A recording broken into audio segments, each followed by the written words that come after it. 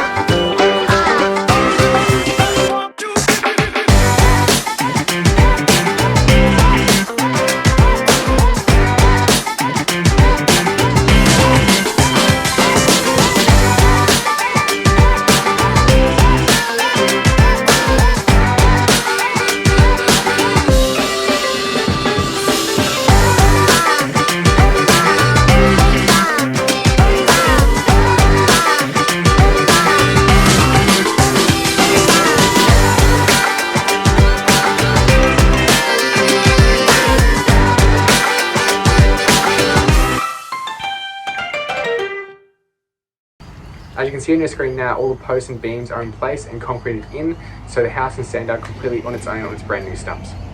Just because the concrete is still pretty fresh at the moment, what the house raisers have done is put some temporary braces around the house just to provide some extra support until the concrete sets and goes off. Now, during the town planning phase of the project, we found that the existing site sloped towards the rear, so the house, when it rained, all the water washed into the neighbouring property, which just happened to be a car park, but we're not allowed to do that in this. So what we're doing to counter this is we're bringing in 300 cubed of good fill for the site. It'll pack up the rear of the site by about 1 metre so that when it rains and water comes off the roof, it'll just flow out to the front and the side streets instead of flowing into the neighbouring property. In this part of the video as well, what I've done is marked around all the stumps of the house the finished floor height of the slab. That's going to get poured later on in this episode. The excavator operator today is going to push all that 300 cube dirt to the correct height, which is 120 mil below the mark that I've put on. This just saves me a bit of money to ensure that the excavator operator is not coming back in to subgrade the house again. Now that the fill is all at the correct height and ready for the concrete slab, what we've done is dig the outside footings and some of the internal beams. This will just help tie in the post and the slab to the footings. While we started on the excavations for the footing, what I also did is book in the plumbers for their rough-in services. This is just so they can bring their stormwater and sewer services through under the slab and poke up, ready for them to connect later on. What we're using in the footings today is not too stressful. It's pretty much just some trench mesh, and what we've done is pack it up with some trench mesh bar chairs to achieve the correct cover.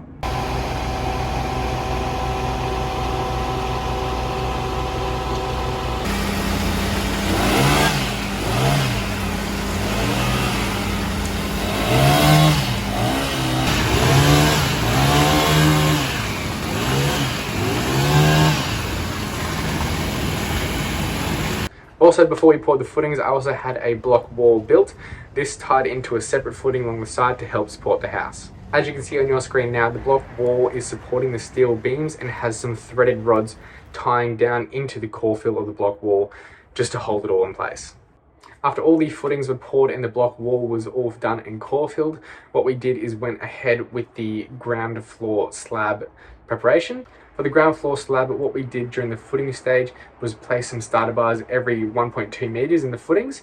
We then bent this over and we sit the mesh on top of that and pack it up where it sags down with a couple bar chairs to get the correct cover. Now that all the slab is prepped, the footings are in place, the block wall is all good and core filled, what I've done is book in the engineer's inspection and the plumber's inspection just to confirm that everything's all good before we start the slab pour. And luckily everyone has signed off on it all, so we can go ahead with the slab pour.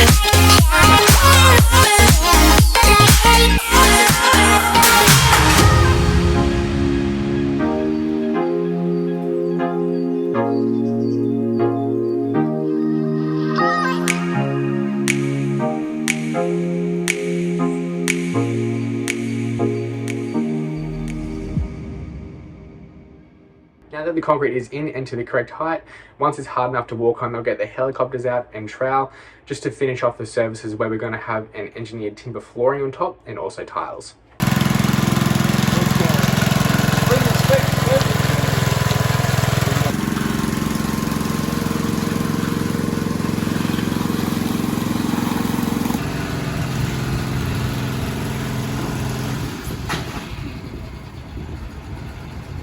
Now that the concrete slab's in and the house is all lifted and in place, this is the end of the episode. In the next episode, we'll be getting the house to the lock-up stage. This means in the next video, we'll be starting the framing phases, as well as the external cladding and the new roof, getting it to a point where we can safely lock up the house. I hope you enjoyed the video today. If you did, be sure to hit that like, comment, and subscribe button to keep up with all the future posts of the house. With that said, I'll see you on the next episode.